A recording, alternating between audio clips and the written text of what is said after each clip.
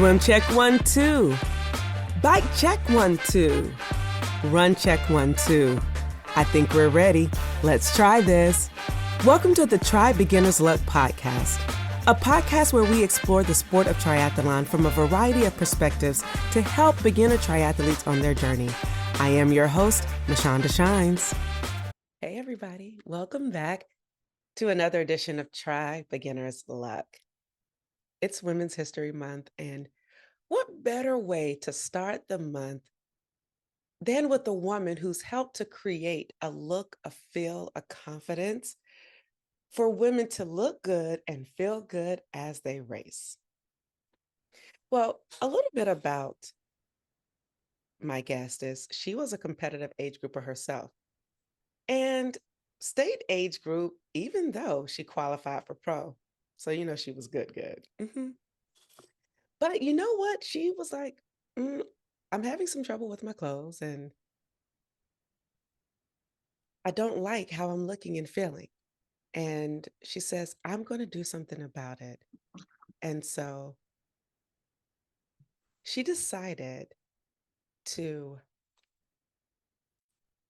make gear that worked for all women triathletes, both fit and functionally.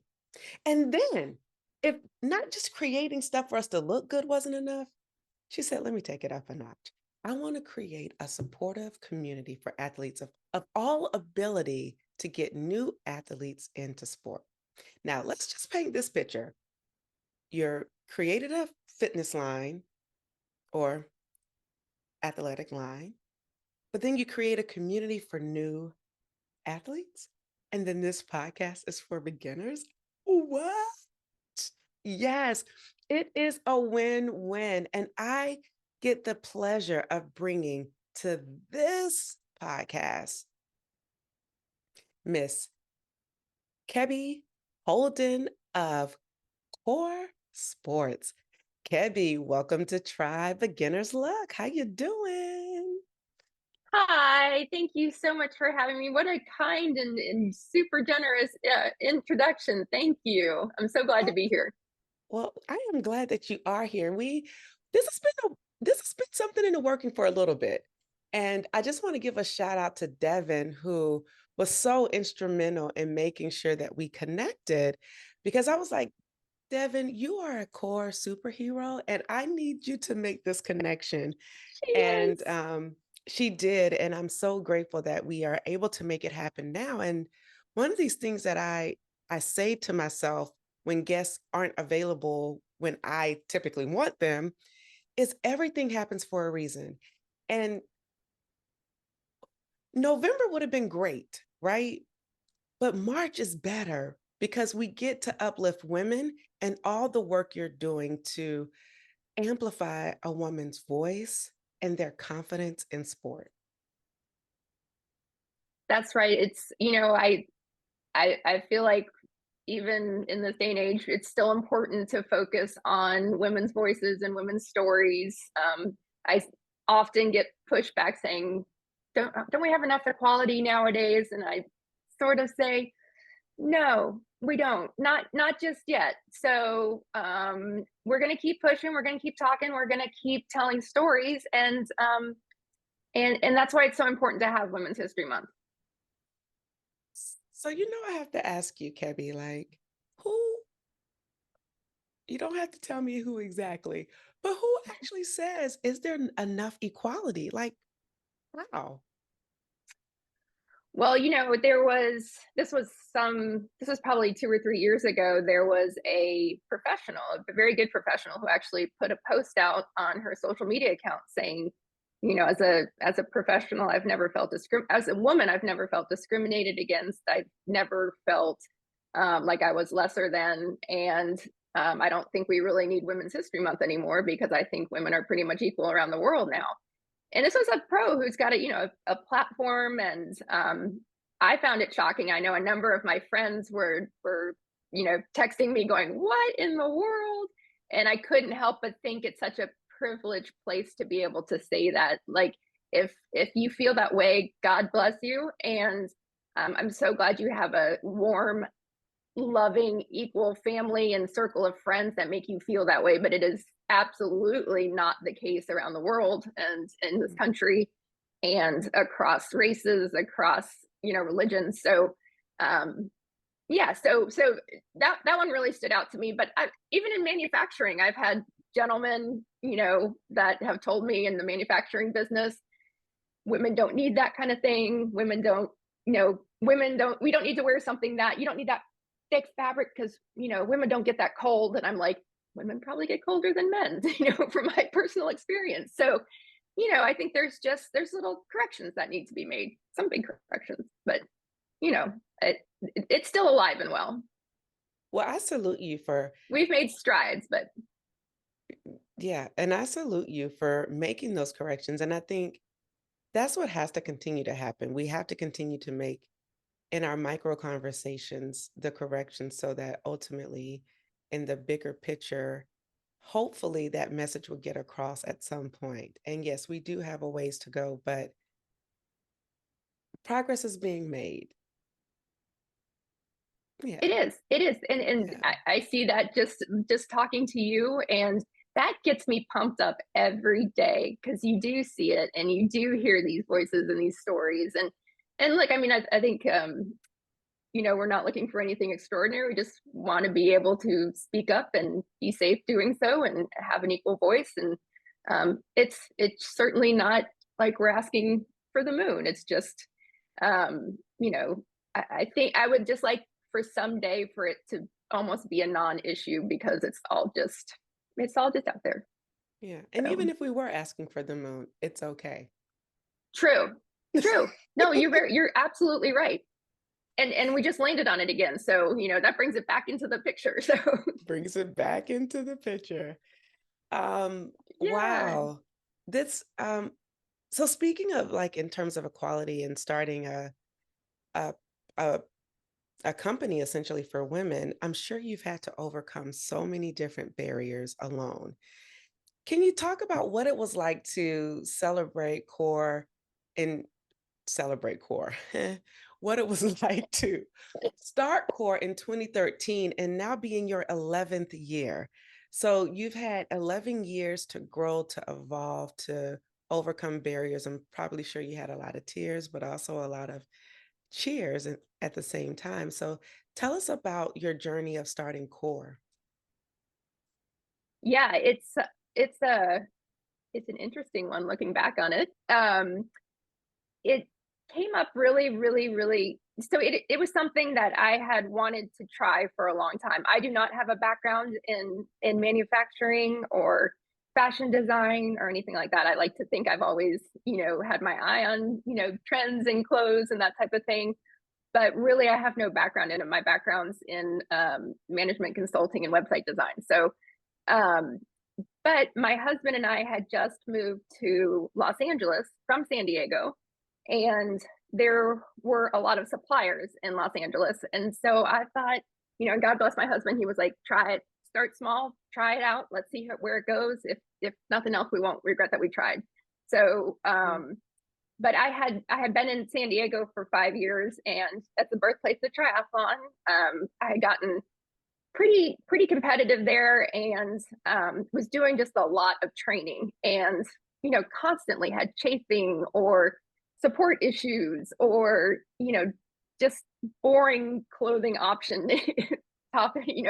So, and then all of my training partners that were female kind of were saying the same things, like this doesn't fit very well, or this doesn't support me up here, or this makes my legs look like sausages, and kind of the things you hear all the women complain about. And as women, we're so used to trying to hide our bodies and or drape them in a certain way with clothing. And in triathlon, there's no hiding. That spandex is a second skin.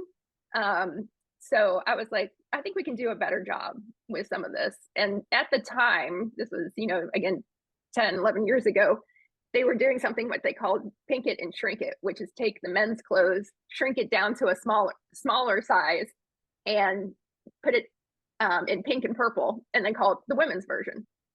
And Yeah. so we were like, that's not really going to work for most of us. Works for some.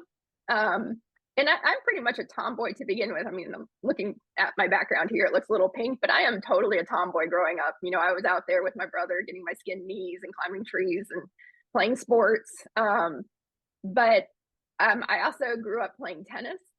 So I liked wearing my little tennis skirts, and I liked being feminine and sporty. I thought that was a good intersection. So I wanted to bring that maybe a little bit more into triathlon, and it was really interesting. I had no idea what I was doing. I blindly just boldly marched in. I found a pattern maker. I taught myself how to do some design work on Adobe Illustrator and Photoshop. Um, and then I marched around Los Angeles and found factories that would be open to working with a new brand that had no orders to start with. And, was happy to work with us. And it was important to me to start in the USA as well as a factory in the USA, because I wanted to be able to be very hands-on and see the work being done and make sure it was exactly like I wanted it to be.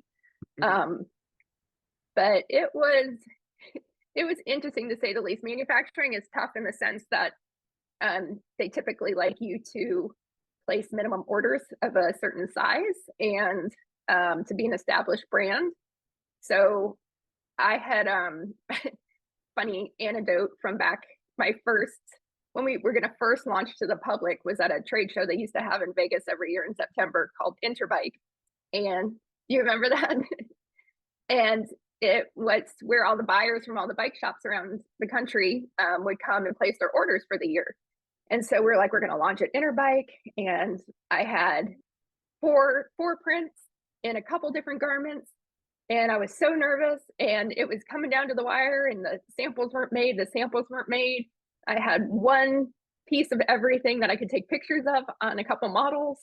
And it literally came down to midnight the night before we left for Las Vegas. We were leaving at 6 o'clock in the morning to drive to Vegas.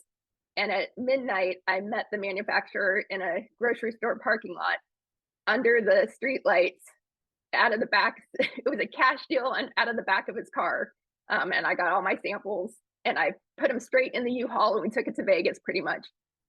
So there's been some skimping to get by for sure. But I knew I was on the right path, because women all kept saying the same thing. I also know that sizing was an issue. I was in the best shape of my life. I'm 5'9", so I'm fairly tall for a woman. And I was at race weight, and I was still wearing extra large in brands. And I thought, my God, if I'm an extra large, what are other women that are bigger than me, and that are, not as competitive or just do this for fun? And well, we all do it for fun, but you know what I mean? Like there's bigger sizes out there. And my God, like that just seems screwy to me. So I really wanted to work on getting things back to true to sizing. And that's kind of what I always tell women is like, the sizing is not a judgment. It's a designation. But I think we could really make it a little bit fairer across the playing field. I love that. So in 2013, this was some of your challenges. I started the sport in 2014, and I remember having a man's suit and having to travel with a man's suit. Now let's paint these apples to apples, right? Because you're 5'9" and you were wearing an extra large. And let's say if you were at your waist weight, or you were wearing, what size were you wearing? Let's just paint the picture. In women's sizes, you were wearing a size. Oh, in regular clothes? Right, in regular clothes. Like a 4 or 6. Okay, 4, 6. So technically that's regular sizes for women. 4, 6 is in that regular size. Now in 2014, I'm 5'9", or technically 5'10". I was a 14, 16. And if you're wearing extra large, then I would have been 16XL, even though that's not a real thing. But that just goes to show you the disproportionate disadvantages that was out back in 2014, 2013 for women and their clothes. Because I remember vividly having a man's tri-suit. Yeah. And then you're like, it's bigger in some areas, too small in other areas. Cause I mean, you're not Mhm. accounting for boobs or hips, but you are Mhm. accounting for broader shoulders and wider arms. And so Correct. it just doesn't work. Unfortunately, it's so sorry. It just I think women deserve more. This sport is Yeah. hard enough as it is. Mhm. Um, and if you really want to perform at your best, you don't need to be fussing around with your clothes, and you want to feel good and you want to feel empowered. So let's make it Mhm. fit. Let's make it functional. I'm not just going to put a swath of mesh in and call it a shelf bra Yeah. because that's not holding anything up. um, and and I mean, God forbid you have boobs in the sport. And let's just make it, and then let's make it good looking to boot. And good looking is subjective, so let's put a variety of different prints out there because different people like different colors, different Yeah. styles. So I always try to, when I'm designing, I try and think of being a Spice Girl, and so we have sporty and posh, and I love and it. so it's just a little bit different things for different people.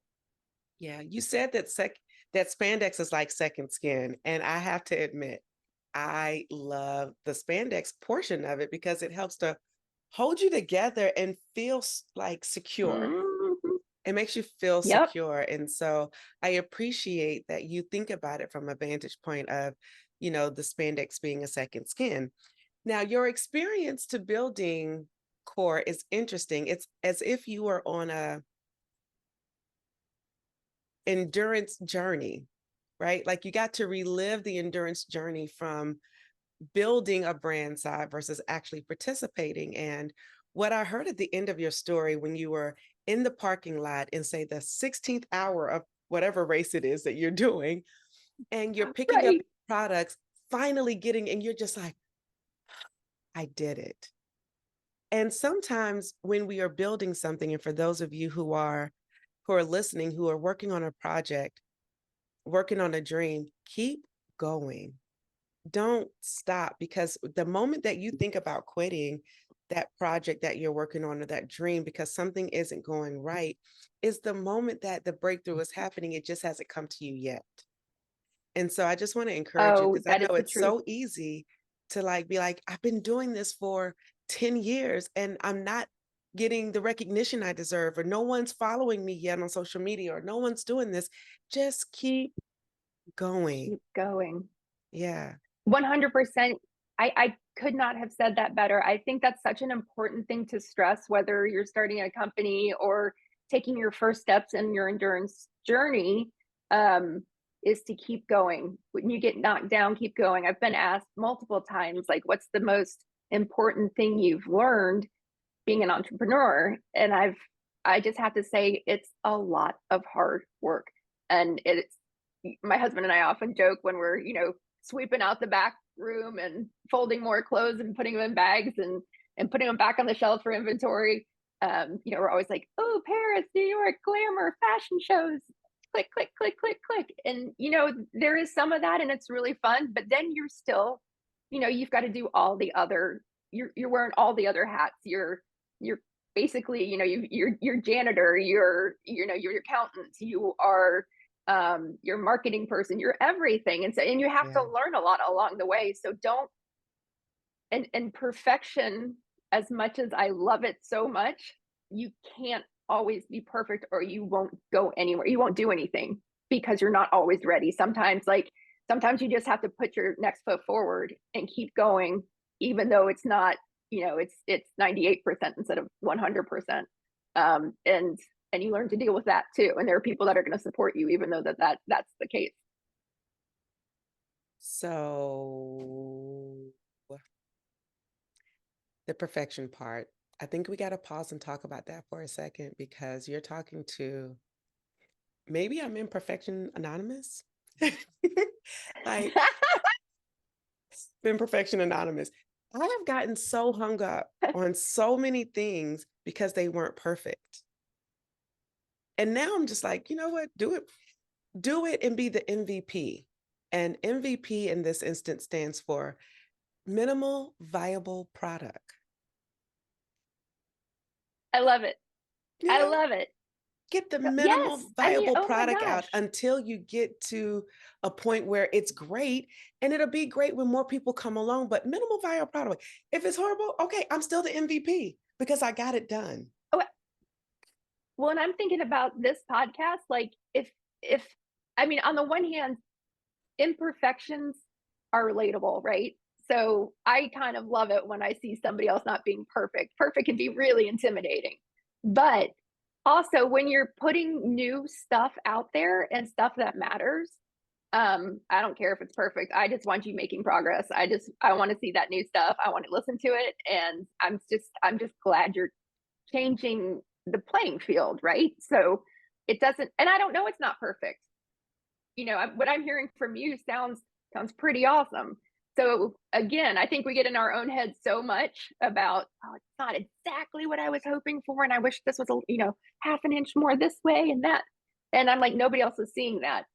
Now I Yeah. have made plenty of very public mistakes, and we've had some manufacturing issues, and I think just like anything, you have to have the right intent behind it. Like if you make a mistake and you step up and you say, oh man, I messed that up, I'm so sorry, that's worth something too. Yeah. So I mean, I hate it. I don't aim to do that at all, but when I it does know. happen, and it invariably does, take take hold of it and be like, yep, that I messed that up, so Yeah. sorry, let me fix it for you. Hmm. But Well, I give major props to anybody going out there and trying something new, even if they're not 100% sure it's the way to do it. me too. So just remember, you are the MVP. Produce that minimal viable product. I love it. That's it. That's it. I'm gonna write Because that down when you we get down. should. That's You going down. should. That's going on my board here. That's it. I was actually talking to a colleague because you can get so hung up on making sure everything is perfect. And in meetings sometimes, especially when you're building systems, it's not going to be Mm-hmm. perfect. And let's just get the minimal viable product. And so I was like, yeah, that's right. MVP, be the MVP, minimum viable product. It doesn't mean you didn't do it with excellence. It just means it's the best it could be in this moment. And that is good enough. Right. Yeah. Well, and you look at the biggest companies in the world have to reissue updates all the time to fix their bugs. And I'm like, if Apple can, has to do it, it's going to happen to Core It's every once in gonna a while too. So and it's gonna happen to TBL every now and then and Michanda shine. So here we are together getting our update. but So okay, what were you saying? oh no, go ahead. Oh, I was just going to say we've talked about the business part and we talked about how Core, you started Core in 2013 and kind of gave a little bit of background in our banter about like just business and not giving up. But let's talk about your first entry into sport. Like this is for beginners. And so I'm sure you were in sport long before 2013. So tell us, how did you come into sport and take us into that journey of wanting to participate in sport all the way to like your first race? Into triathlon specifically or sport in general? Well, we know you are the consummate athlete, but we're talking about Oh, like triathlon no, but specifically, yeah. because, we're Well, encouraging triathletes, but I'm sure if it's helpful to paint the picture of what you did previously to transition, then sure, to totally do that. no, I think my non-entrance into triathlon when I really wanted to enter into it is part of the reason I have the messaging that I do and why I think your podcast is so important. I remember being in college and a senior at the time had gotten into triathlon and it sounded like such a cool thing to do. It's like so badass and so cool. And I really wanted to do one, but I was way too scared to sign up myself and to do it, without anybody else with me. And so I didn't do it. I was too chicken. So for years it kind of just went past. And I finally have met my now husband. It's all his fault. But he had just done his first race and we were getting to know one another. And so I would just sort of tag around on some of his training and his workouts and riding this old mountain bike and complaining I would never wear those stupid bicycling shorts. Those are so stupid. I'm never wearing them. But gradually we had so much fun doing it, just, getting all sweaty and, slowly upping our mileage. And so we signed up for his second race, my first race. And so I did my first, very small sprints in Hilton Head, South Carolina. And I had a blast and I beat him, which made me happy. I'm just kidding. I'm not competitive at all. Just kidding. It's only because he taught himself how to swim to do the sport. And I'm always amazed when people do that because it is such a technical part of the race. And so that's always impressive to me. So, but yeah, I mean, I started super small. He and I did, we ended up getting married, but we ended up doing sprints and a couple of Olympic distances for years. And then I mistakenly or not mistakenly got one of my best friends from college who was a competitive marathoner involved. And so she and I had a frenemy competition going, and we gradually crept up to the bigger distances. And then when Reg and I moved to San Diego, triathlon was everywhere. Like you couldn't go anywhere without seeing triathletes running or biking or swimming. So we just sort of took it up a notch there and got more competitive, and we started doing more and more races, and just got a good group of training partners and some coaches, and really just sort of immersed ourselves in the sport and the language and the whole lifestyle. So, Greg is his name? Reg. Reg. Okay. Yep. So, Reg is the reason why you try. I love it. I love the fact that you got to tag along and see. And a lot of people get the bug by just going and supporting a friend or a loved one, or just being in the right place at the right time and seeing the event taking place, right? You're like, wait, what's happening? And then you got in and got competitive. But doing your first race in Hilton Head, one, I bet it was beautiful because Hilton Head is absolutely gorgeous. But two, you beat him on your first try. But also, I don't remember the beginning of that race because I was so scared. I don't remember standing on the beach in the morning, and it was an open water ocean swim, which I'm like, why did I do that? But yes, no, I fell in love with it right away. It was awesome. It hurt so bad, and it was not fast, and it was not long, considering, for distances I did later. But I mean, there was nothing glamorous about it, but I was so proud of the two of us for doing it. And I got to do it with him, which is, again, why I think it's so important to find a friend or find an encouraging group that you can be encouraged to overcome your fear of signing up for that first race or getting involved or going to a training group for the first time, because it's so helpful to get over that first bump. And then all of a sudden it becomes, it's like a slippery slope. And then it's just like, I want more. So, but getting over that first hurt, I waited probably 6 years to sign up for my first race because I was too intimidated to do it. And that says something about me, but also I think we're so fortunate now. There are so many groups and communities and tri clubs that encourage folks to come in, even if you know nothing, to come and say, join us. We'll show you. We all started out where you are. We all had to take that first step. Come, let us help you do it. And I think that's cool. Y'all did. Now, your first race, was it a sprint or an Olympic? Or what distance was it? First Let me race just was ask. I could not have imagined running 6 miles. So it was a sprint. We did sprints for probably 2 or 3 years. And then we did our first Olympic and kind of stayed between sprints and Olympics. And then, like I said, I got one of my good friends from college involved, and she was a marathoner. So she's like, we're doing our first half marathon or our first half Ironman together. And I was like, oh my gosh, I don't know. And then she and I ended up doing our first Ironman together too. So that was really fun and really special. And it was this wonderful, friendly competition / accountability that kept us going to it. So you I think have it's to just more have fun that. with a friend. Absolutely. 100%. You have to have that friendly competition because it gives you something to work towards.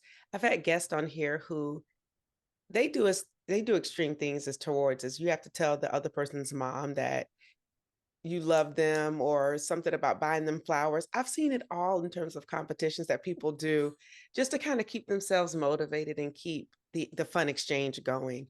But it's nothing like Yeah. trying with your friends and having a good group of people to keep you motivated, because those are the people who understand.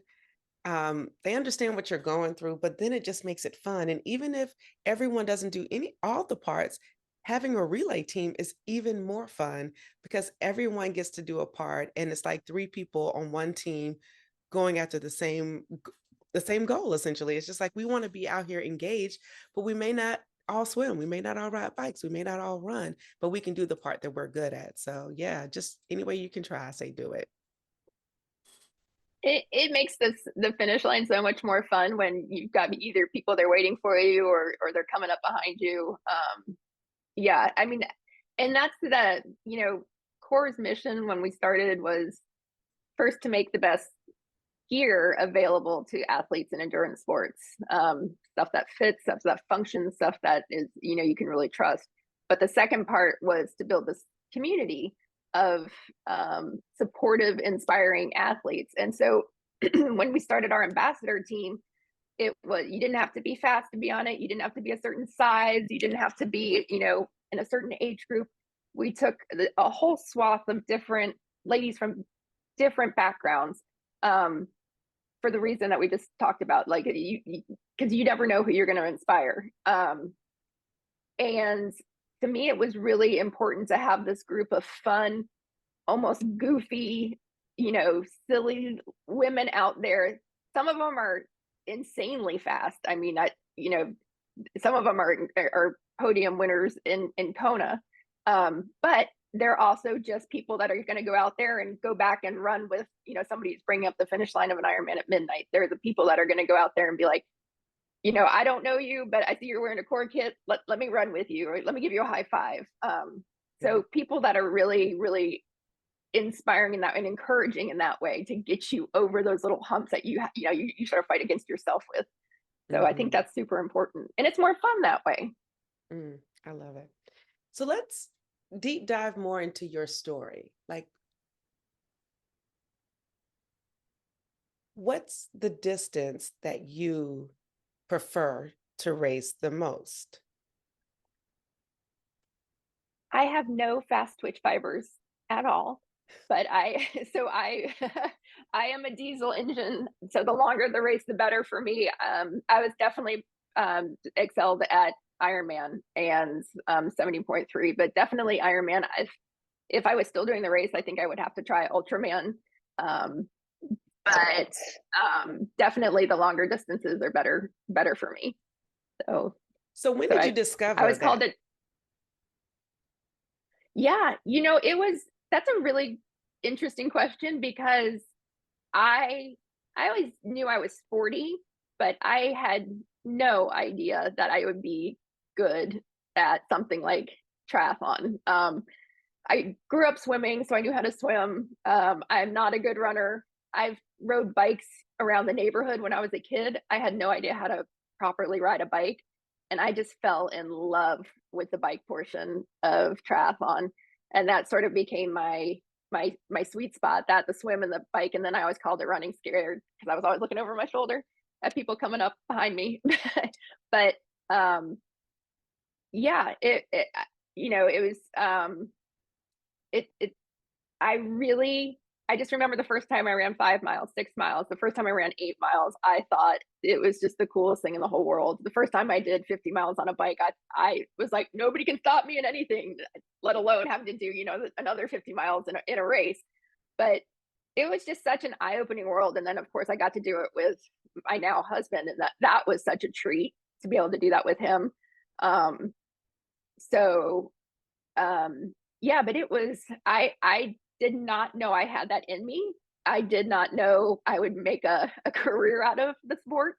My parents thought we were crazy.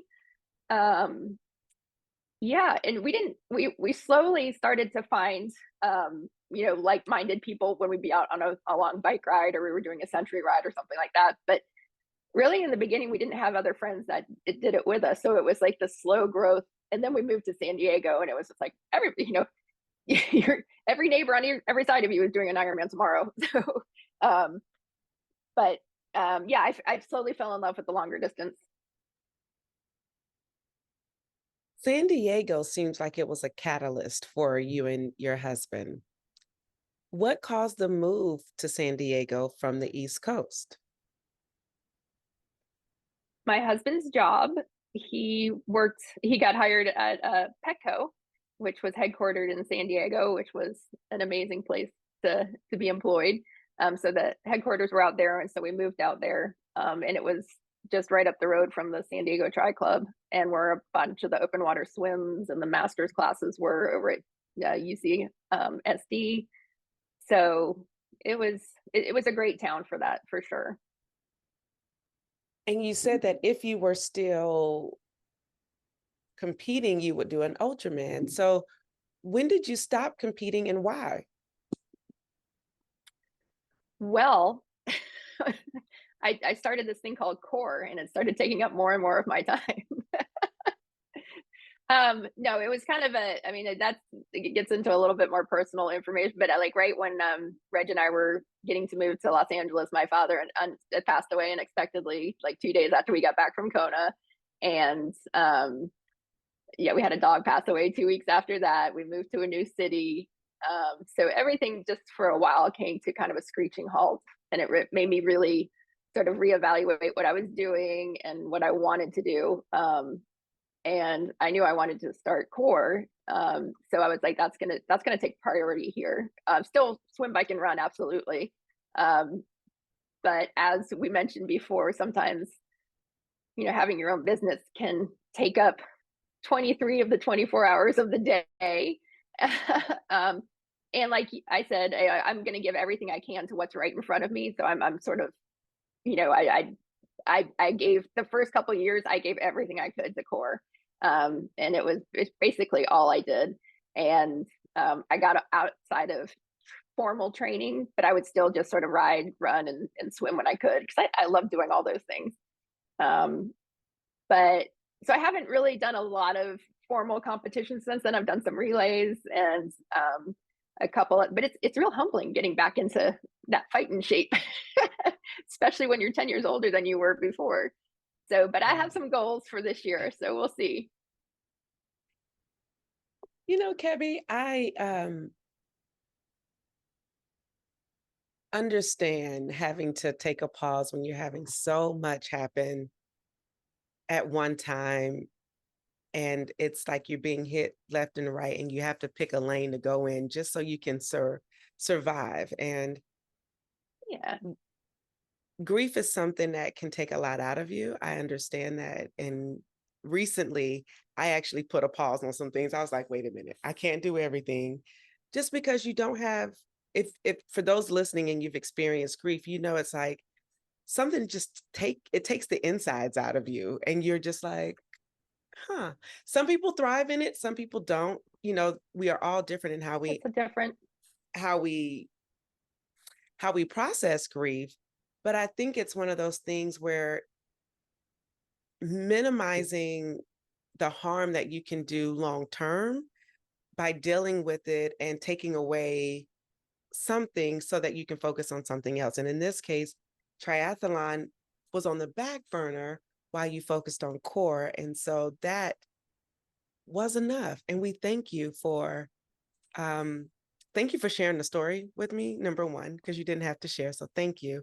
But I also resonate with your story and having to make a decision about what do I do, and the sacrifices that you took while participating in a sport that you loved and was really good at has now impacted a legacy of people to come, because now you've impacted them by giving them the confidence to wear something. And so I just salute you and say thank you for that selfless sacrifice. Thank you so much for saying that. And your description of grief was spot on for me. When my dad passed away, I was absolutely gutted. And, just like most anybody who's gone through something like that, I was going back and forth across the country. My mom was in Atlanta, so I wanted to make sure she was okay, and so I was going back and forth a lot. So there were just that there wasn't time to go on long bike rides. I could squeeze in a run if I could, that type of thing. But one of the things for me personally, core. My dad and I were like sports buddies, so even though he thought it was crazy doing Ironman, he was 100% behind us. And he came to when I got to go to Kona, he would come and he drove around the course cheering, even though he had no idea what was really going on. And so and when I was a little kid, I would wake up early and I'd sit on the top of the stairs and wait for my dad to wake up so he and I could go play tennis or go run or go do something sporty together. So when he passed away, that was really, like you said, it really gutted me. But part of it at that point, I was, I'd been doing Ironman for a number of years. I was like, I can take a pause on this and start this new endeavor, and do it knowing Dad, I'm building something Dad would be really proud of. And I do think he would be. So I kind of took that with me. I was always more sort of the creative type to his accountant type. So for him to know that I've been maintaining a business for 10 years is a real fun thing. Well, kudos to you. And thank goodness you have. Thank you. Some guardian angels watching over you. So that's 100%. 100%. Yeah. I do. So. And Reg has been wonderful. He supports this mission, and he is all behind the ladies on the team and everything. And I can't believe I got so lucky with my husband, my soulmate, and my partner in crime that he's behind this whole messaging. So, I mean, from the beginning, he's like, go do it. Let's start small and let's grow it. Like, kudos to you, Reg. Like, I appreciate that. Like, just hearing that excites me and motivates me that he wanted you to have this win. And I think it's important that I think it's important that you have, like you said earlier, that there's people in your corner to cheer you on. Because when you're not having a good day, it's hard to keep putting one foot in front of the other. But you got to find your cheerleaders, and you got to find the people that believe in you and that can pump you up when you're down. So I'm extremely lucky. I have a number of good friends like that too. So and all of them are from the sport. So it's pretty incredible, because I think this thing teaches you a thing or two about being tough and getting back up when you get knocked down. So sometimes literally. Sometimes literally. One of my favorite songs, it takes me back to college days, but Aaliyah had this song, if at first you don't succeed, dust yourself off and try again. And honestly, when I think about it, that's been the story of my existence. Like, there's something I may not get the first or second time and I'll get knocked down, and I'll get back up and do it again. And then it's like, okay, I get it. And some people have to be in a remedial class. It's okay. I'm a part of the remedial class. Sometimes I'm right there. Absolutely. But just don't quit. We're not going to get everything and knock it out the box the first time, but just don't keep yourself down, and it's okay to start over. It's okay to redefine who you are at any time in your life. It's okay to say, you know what? Absolutely. I want to do something different. So do it. So absolutely. There's that. In the world, I think the world needs that too, and then the world needs you starting those things and showing off something new. I think we have a saying in Coeur, if we try something new, our saying is always to fail fast. And so if it doesn't work out, it didn't work out. So what? Shut the door on it, move forward, try something else. But don't get hung up in it. Just don't wallow in it. Just keep going. Yeah. So not wallowing in it is something that we do as athletes. We don't have the time to do that because we have to keep moving into the transition for the next thing. And so thinking about transitions and thinking about the 3 disciplines, what is your favorite discipline and why? Well, I'm definitely the bike. I'm probably best at the swim and the bike. I was a pretty competitive swimmer when I was younger, but I am terrified of things with teeth in the water. Um, so I I am irrationally afraid of the ocean. Um, so I don't love some of that, but I do love being in water. I love swimming. But the bike really was an eye opener for me is how much I loved it, how much I got into the technical bits of it and the machinery of it. And I just love that I could sort of meld with this machine, this engine, and go wherever, pretty much wherever I wanted to do. I could climb mountains with it. I could descend these hills with it. I could ride when it's snowing out. I can ride when it's 110 degrees out in the desert. It took me places I never thought I would go, and so the bike is definitely my favorite. Running is a distant third. even though even though I do love it too, it's a lot harder to come around for me with the run. I'm sure so many people feel the same way. Running is a distant third, and that it is what it is. But we do it and we keep it moving. What is your That's most right. That's right. fondest memory? You say that long course is that's where you thrive the most because you're more of a diesel, and so you can just keep going and going. So what is your fondest Yeah. memory of doing triathlons? Oh my gosh. Well, let's see. I would have to say, I mean, in a race setting, I remember the first time I knew I was gonna win my age group at a race. Um, and I kind of couldn't believe it, but I had a friend that had given me some splits like 3 miles out from the finish line, and yeah, I think I came in seventh overall in an Ironman as an age grouper, and that was an incredible, really special day. It was everything just went as well as it could have been planned. It wasn't one of those days when you're like, okay, well, how do I fix this? How do I fix this? It just sort of Hmm. unfolded, and I was just so grateful, and it was so lovely, and I felt I felt really proud of the work I had put in to get to that place. Um, but then I remember my favorite part of not just me, but I was doing a race in Kona, and my parents had driven out. I don't even know how they got out there. I think the road was closed, but my dad had somehow driven my family out to this deserted area of the bike course out towards Javi, and it's pretty desolate out there, and it's windy, and there's no shade, so it's pretty much a grind, and you still got to get up to Javi and then turn around and come back. And somehow my parents popped up around this corner, and they were cheering me on. I was like, you know what? I'm so lucky. I'm so lucky I get to do this race. I'm gonna keep pushing because they're here for me, so I'm gonna give it all I've got. So, um, but that was really special. So I've You also know, done things like wear my helmet backwards in a sprint race. So I've definitely messed things up too.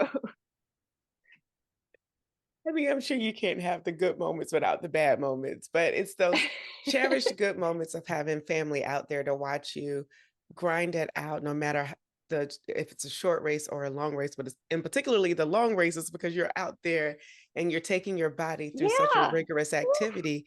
And then on top of that, Kona, which is the highest stage at the time for, you know, triathletes and professionals alike, that's major. And so kudos to you for having that memory. Um, Thank you. what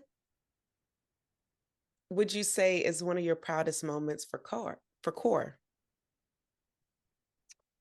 Um, there I hope this doesn't sound too cheesy or Pollyanna-ish, but there's really not big moments. There are certainly some big moments that have I've been super proud of. But what gets me the most and happens more frequently, but on a smaller scale, is when a customer writes in and says, "Thank you so much for making gear that I can wear." I'm an overweight grandmother, or I'm a teenager that is just coming up into the sport, whatever, but I could never find the clothes. And now I can do a sport that I love, and I found camaraderie in, and I found a lifestyle in.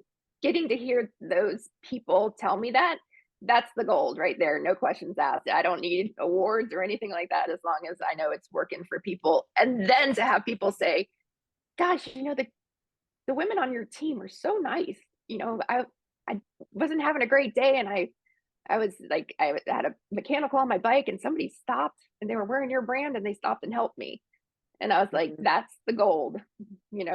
It's just those little things on a more consistent basis that really cheer me up, rather than being like, "Ah, this happens, and I have a trophy." But Yeah. um, so yeah, that makes my day. It makes mine too. So for those of you who continue to write in to core, keep doing it. You know, Yes, those who thank create you. need to know that they're doing a good job. So don't be afraid. You're not a bother. Let me tell you right now, you are not bothering them when Oh you my send good messages. So god, please keep sending in the good messages so that Kebby and the team can know just how much you're impacted by thank their you. their attire. Now let's talk about this because again, we have this relatability with beginners. You have a program, and I love that it's FTP. So would you like to share with us the FTP program with this audience? Absolutely. The FTP program at Core is the first timers program. Of course, the first timer has no idea what FTP means, functional threshold. Um, but so we had, we're always looking to see how we can get more people involved in the sport. Kind of like your mission with this podcast is, how do we encourage more people to live a healthy lifestyle of sport and fitness? And the more we talked to some of the women that was on our team, we had a lot of race directors, and we were thinking, gosh, I wonder if we could, get a number of slots for each race, and if we could sponsor some races, get some buy slots, 10 to 20 slots at each race, and get a bunch of newcomers to come in. Um, and really try and get somebody over to that start line and then the finish line. So last year was our first year. We sponsored 7 races across the country. We had about 20 women at each, and they've all completed their race. They get a basically they come to us. They get a welcome pack that gives them some critical pieces that they're going to need for training. They get a discount for the website. They get the free race entry, so they're not having to really come out of pocket too much to do the race. And then we typically send somebody to the race to cheer them on as well. And then they get into a Facebook group with our ambassador and our community club team members, so that they can ask any questions they have in a safe and supportive environment. So, do I wear underwear under my tri shorts? Do I, what is this chamois stuff? So they can ask all those questions without being too embarrassed to ask them. And, we've got a number of women that are awesome about, taking these ladies under their wing and really showing them the ropes, which is super helpful. And something I wish I had when I was first starting. Yeah, that's really helpful. So thank you for creating that community because it's nothing like creating a small intimate community where they have now tri-sisters across the country or at that race if it's local so that they can continue to do it and not just do it one time but then continue to come back and do it again. And so I think that's a great way to help eliminate the barrier to entry, which is one of them is financial. And so Right. thank you for doing that. That's a cool way to kind of give back. I love it. Yeah, it's and and to say selfishly, hopefully we hope they become a sticky customer going forward, because we were there when they started. So, there is some business sense behind it. But we know that, especially, depending on where you're coming from, it can be, this is an expensive sport, period. It gets more expensive every day. So when we can do something to help with that, we would like to be able to. I'm here for it. And I know those who are recipients of it are too. So, yes. So, if you are listening to this and you're contemplating being a part of, doing a triathlon, go to the core website and look up the FTP program so that you can have an opportunity to have a race entry and just a community of people who can help you as you grow. So be sure to check that out. It's the FTP program. So go to coresports.com. coresports.com, or Yep.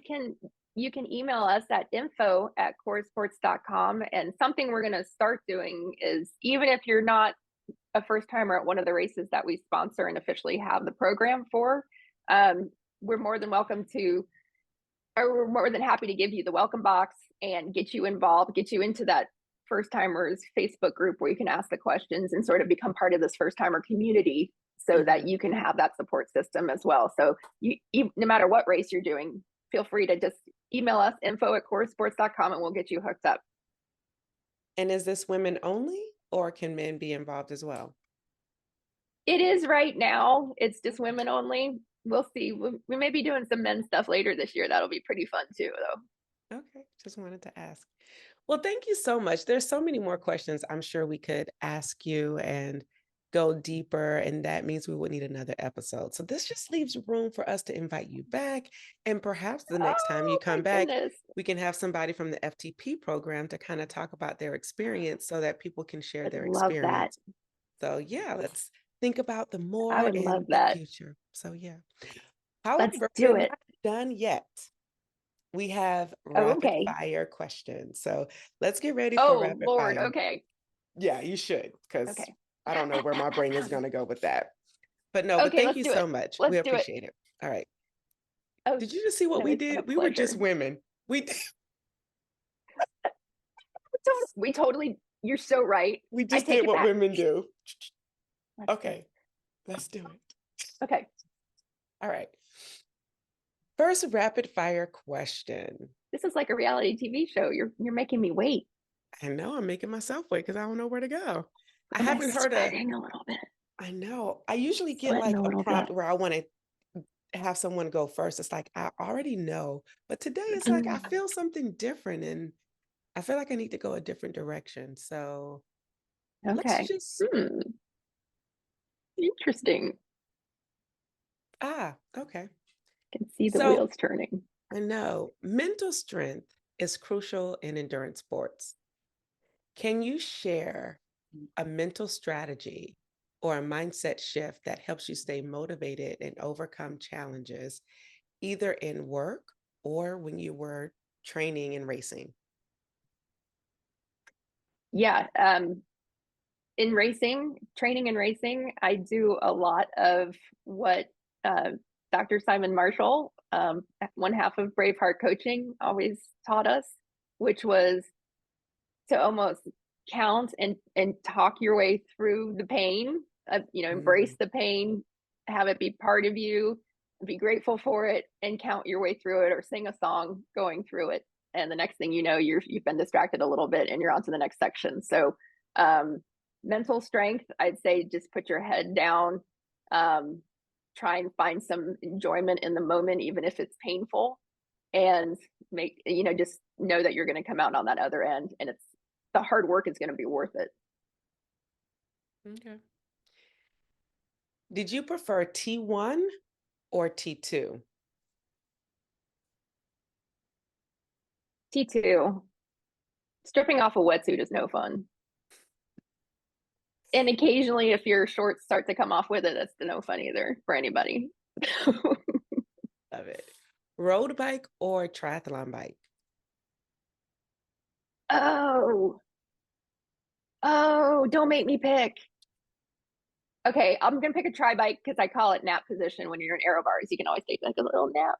So just don't really take a nap. But no, of course. Road bikes are fun though, because you can, if you had to, you can go off-road a little bit, or, jump over things that you can't really do it on a triathlon bike. Morning or evening workouts? Morning, even though some mornings I say evening. I think morning's good. Just knock it out, get it done. You'll feel better during the day, even if you get nappy around 2:00. Homemade nutrition or store-bought options? Well, in an ideal world, I would make it myself, but I'm a convenience efficiency girl. So if somebody's got the good product out there, and we know a bunch of companies that make good product, I'm buying. Why reinvent the wheel if they can already do it and do it right. That's it. Favorite post-race meal? Burger, fries.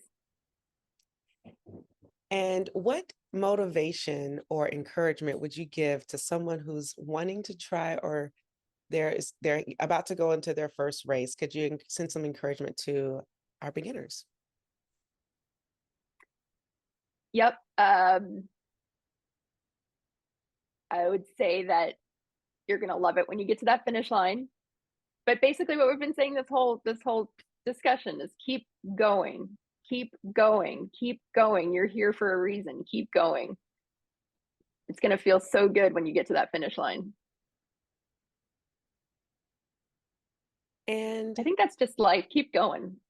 that's it. Just keep going. And final question that we don't let people leave the podcast without asking.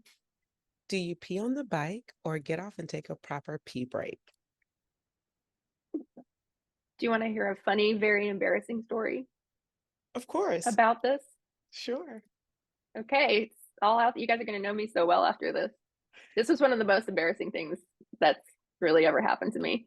So just for speed, I pee on the bike. I do it, ladies. There it is.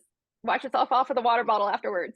But I was doing a training camp once. This was for Ironman Louisville. I was doing a training camp, and we were riding the course, and I was out by myself. And they had told us in the classroom beforehand, if you can, do it on the bike because you don't lose any time, and you just have to sort of relax and think about something else, and just they were like, whatever you do, do it going down a hill so you're not working, so you're coasting, and it's easier. And so I was coming up to this hill, and it was great. I was like, okay, so this is the first time I was ever going to do it. And I was like, oh my God, I'm doing it. I'm peeing on the bike. And I get to the bottom of the hill, and I'm starting to go back up. And all of a sudden, this car pulls up next to me, and it's the coaches. And they were like, way to pee on the bike. We saw the whole thing. You did that really well. The only thing is to make sure you're in a perfect gear when you come up so you can go back up the hill easy, or you're in the wrong gear. And I was like, you saw that whole thing? I was so embarrassed.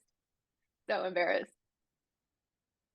So, yep, that was a public display right there. I should have been arrested. So I don't encourage that part, and make sure there's nobody behind you, but you can do it. I mean, you're soaking wet anyways. Just you're going to put water over your head anyways. So, oh my God, I can't believe I just shared that. I think it's so funny that they would call you out on that. Like, why would you do that to me? You already know that I've already done it. Like, I've already, and you do pee on yourself. I think they were. Oh, go ahead. Oh no, I think they were trying to give me a compliment by saying I did it the right way, and I did it. Oh. I was doing it properly, like going down a hill, but I was still like, oh my God. Oh my God. And that's the point I'm making. To see that. When you pee on it's like peeing on yourself. You get in trouble for so many years growing up about peeing on yourself. And then all of a sudden you get to the point where it's acceptable to pee on yourself, and someone calls it out. At least for me, I'm still not 100% okay with the act of, having to. I know, because it's so weird. So weird. It's so weird. Yeah. And I do have the people that are kind enough to offer to carry your gear after a race too. You're like, you don't want to do that. Let me grab those shoes back from you.